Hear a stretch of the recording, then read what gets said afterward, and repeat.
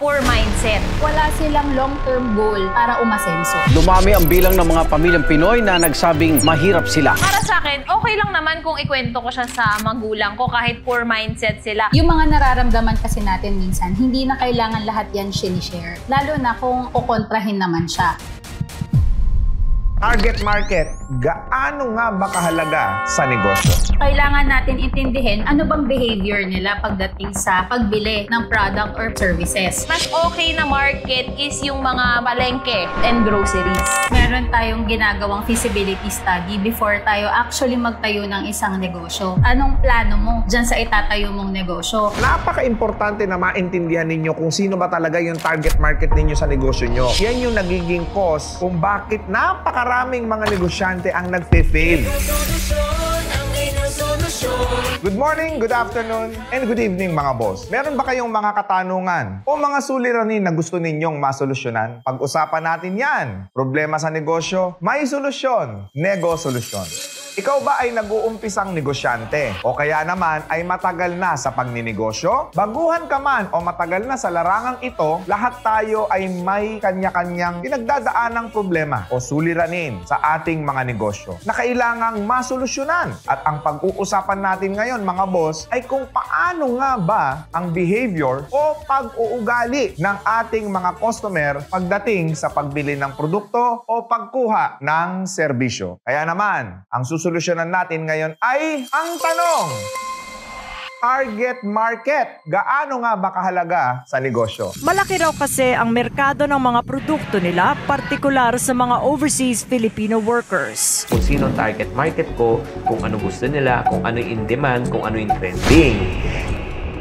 Ang market, hinahanap yan at pinagtatrabahuan yan, pinaglilingkuran yan. Ang una nyong hanapin bago produkto, yung community yung paglilingkuran nyo. Target market. Karamihan ang isasagot sa iyo, my target market is everyone. As much as possible, ang gusto nila is ma-reach nila yung malaking market dun sa services or product na binebenta niya. Para sagutin ang tanong, ang makakasama naman natin na unang solusyonaryo, ang owner ng daang-daang branches ng Max Mango. Walang iba, kundi si Boss Joshel Quiñones! Hello mga boss, magandang araw po. Salamat po sa pag-imbita sa akin dito. At syempre, ang ating pangalawang solusyonaryo, ang Vice President and Founder ng SBC, na isang consulting and tech firm, Simplified Business Consultancy. Walang iba kundi ang ating bossing, Boss M. Bihag. Hello mga boss and thank you for having us. Makakasama ulit natin ang ating mga solusyonaryo upang sagutin ang mahalagang tanong tungkol sa negosyo. Pero bago natin sagutan ang main topic for today, sasagot muna tayo sa mga katanungang nare-receive namin. Naku, napakadami sa messages at comment tungkol sa problema ninyo sa negosyo.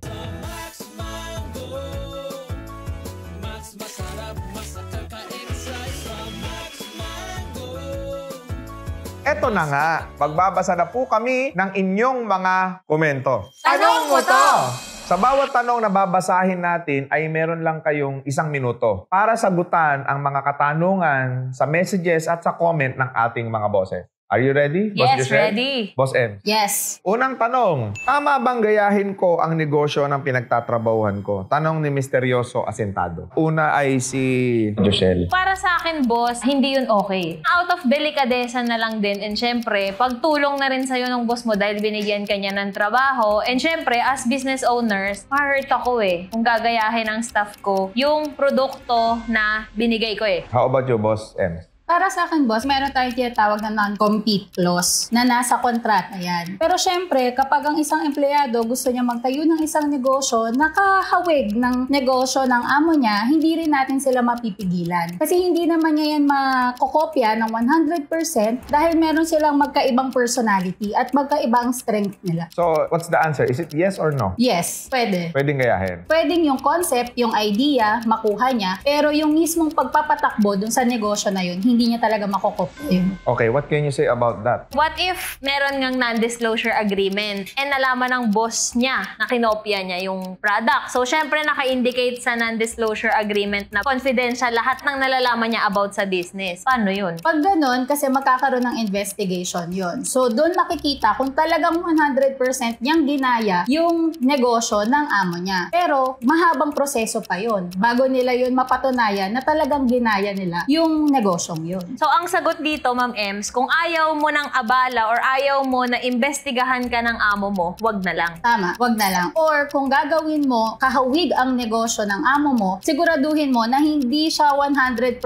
nakapareho. For sure naman bilang isang empleyado, nakita mo yung mga pwedeng i-improve. Bakit hindi na lang yun ang gawin mo? Yung ikagaganda. Follow-up question lang ako dito, no? Anong masasabi nyo? Kasi usually sa kontrata, meron dun tinatawag nilang penalty. Minsan may nakita ko 200,000, 300,000. Iba, umaabot ng milyon yung penalty kapag ginaya mo yung negosyo na pinagtatrabahoan mo. In reality, nangyayari ba yun? May mahabang investigation kasi yun, boss eh. Bago mo pa bayaran yun, talagang kailangan mapatunayan na ginaya mo. Alright? Ito na yung second question natin, mga boss, ha? Okay lang po ba na ikwento ko sa magulang ko yung plano kong business kahit poor mindset sila dahil pinipilit nila akong maging seaman? Tanong ni trader manager, Boss Ems. Yung mga nararamdaman kasi natin minsan, hindi na kailangan lahat yan sinishare. Lalo na kung aware naman siya na poor mindset yung family niya and alam niyang kukontrahin naman siya. Huwag mo na lang i-share. And ang maganda dyan is maghanap ka ng community or environment na pare-pareho kayo mag-isip kung gustong magnegosyo. Sila yung pagsabihan mo ng mga gusto mong itayong negosyo para nakaka-relate sila at makakapag-provide pa sila ng mas magandang insights and suggestions na ikakaunlad ng negosyo mo. Para sa akin, okay lang naman kung ikwento ko siya sa magulang ko kahit poor mindset sila. Kasi bandang huli, ikaw pa din naman yung masusunod kung ano yung gusto mo eh. Syempre, madedisappoint yung family mo dahil ang gusto nila is maging seaman ka. Pero for me, if gusto mong magtayo ng business, sabihin mo pa rin sa kanila, at least aware sila. With or without their support, kung gusto mo talagang magtayo ng negosyo, wala naman silang magagawa dun. Follow-up question lang din. Paano ba natin madedefine kung yung isang tao ay may poor mindset? Yung mga nakikita nilang pag-asenso, hindi posible para sa kanila. Kasi hindi nila nakikita yung vision. Wala silang long-term goal na gusto nilang abutin para umasenso. Boss Jushel. I think hindi niya dapat ginamit yung term na poor mindset sa mga parents niya kasi baka naman ang mindset ng parents niya is aasensyo sa pagiging seaman, hindi sa pagbi-business. Possibly, magkaiba sila ng goal na gusto nung parents. Syempre, ikaw as parents ka, sa anak mo, pag-aaralin kita, gusto kong maging seaman ka. Pero siya, sa sarili niya, iba yung plano niya. Doon nagkakatimbangan yung goal mo sa sarili mo and goal ng magulang mo para sa'yo. Tingin ko may pangarap din naman yung magulang niya para sa kanya, kaya nga gusto siya maging seaman.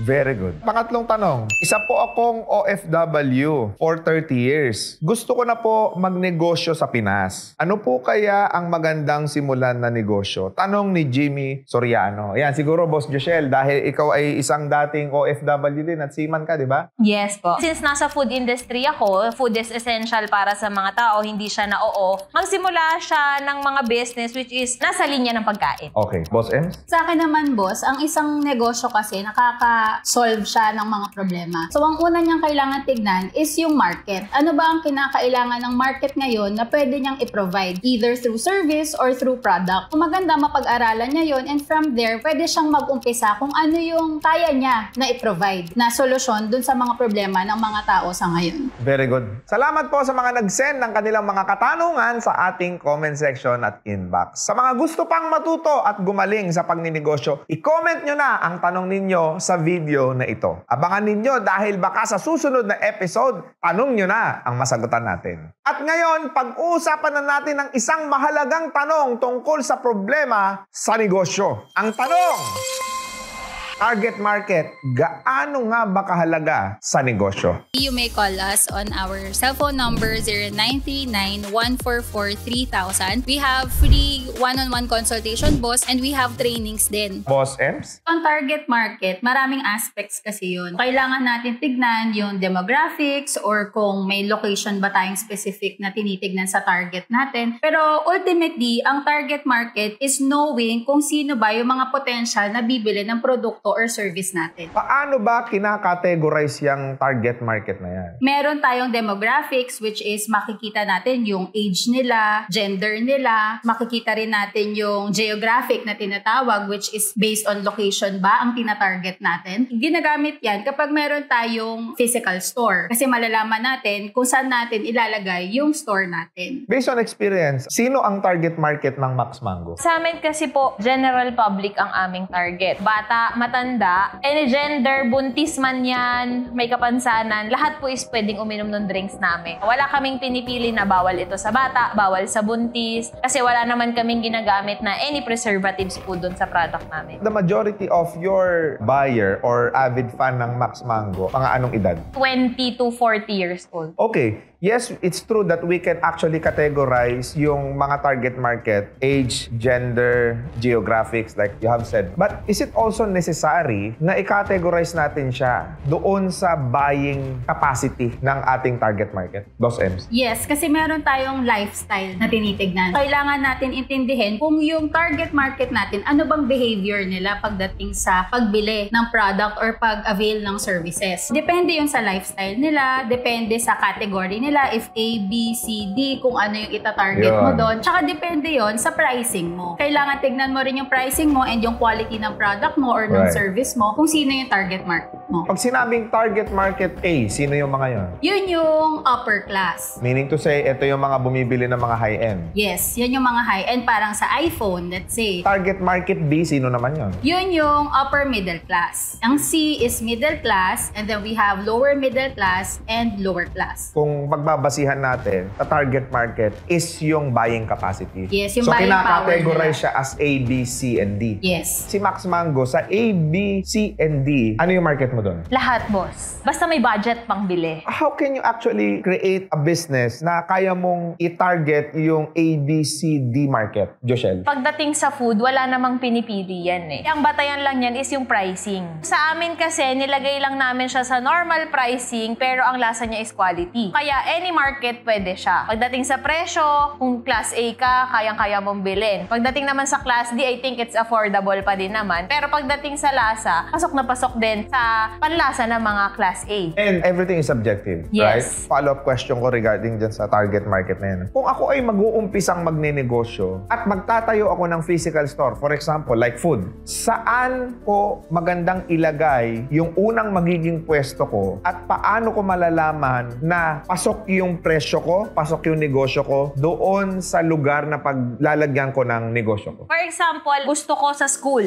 Ang una kong itatanong sa tao is, what if magbakasyon ng school? Sino na ang market mo? Number 2 naman po, anong klaseng school ba yan? Elementary, high school? Kasi kung elementary naman ang target mo, for sure ang mga elementary, magkano lang ang baon yan? Most likely, mga nasa 20, 40 pesos, ganun lang. Tapos ang product mo is 80 pesos. So tingin mo, bibilhin ba nila yung product mo? Ganun po yung basihan ng tanong namin sa mga franchises namin before sila mag-push doon sa gusto nilang market na school. For me, mas okay na market is yung mga market and groceries. Palengke. Grocery. Public market, groceries. Yun po ang mas magandang market for Kumbaga, us. hindi seasonal yung tao doon. Yes, kasi everyday po, may mga pumupunta sa groceries, may namimili. Pag sinabi naman po ng iba, ang gusto ko is mall kasi hindi nawawalan ng tao. So, ang number 1 inisip naman namin dyan, wala kang freedom. Kasi ang kailangan mong sundin is yung operational hours ng mall, hindi yung sarili mo. Kasi what if ang market doon sa area mo is until 12 midnight ang mga tao, lalo sa Manila. Minsan po, ang mga tao is lumalabas ng gabi. Tapos, ang mall hanggang 9 p.m. lang. So, wala na silang mabibiling product mo dahil nga yung target market mo and yung location mo is nakabase lang dun sa mall na pagtatayuan mo. Gaano kalaking factor na ma-identify mo yung target market mo doon sa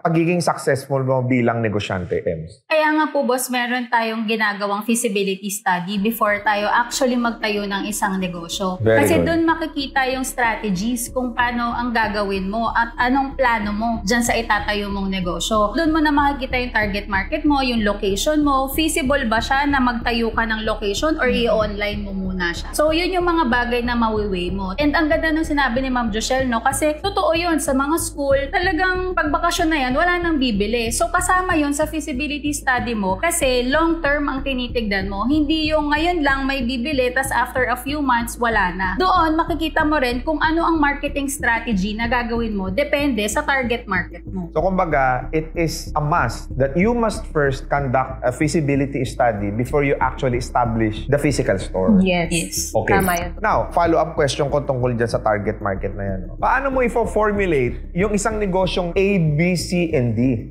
Yung market mo. Paano yun? Doon nga papasok, sir, yung feasibility study. Kailangan i-observe mo muna yung paligid. Kasi sabi namin, it doesn't mean naman na porket nasa school ka, hindi bebenta, di ba? What if kung wala namang school, ang target mo naman during vacation time is yung mga residential area? Possible naman yon. Bukod sa school, may katabi ang condominium, may katabi ang city hall. So doon mo malalaman yun and doon mo machi-check if pasok ba yung business mo doon sa target mong market. Yes. Magbibigay ako ng konting inputs regarding dyan. No? Para makagawa po kayo ng business model na kaya mong i-target si A, B, C, and D, while it's true na kailangan mo ng feasibility study, habang hindi pa nag-ooperate yung negosyo mo na yun, hindi mo talaga fully maiintindihan yan. Yes, kailangan natin pag-aralan, but most importantly is yung execution ng actual business. But you do not execute ng actual business nang hindi ka gumagawa ng tinatawag natin na prototype. Yes.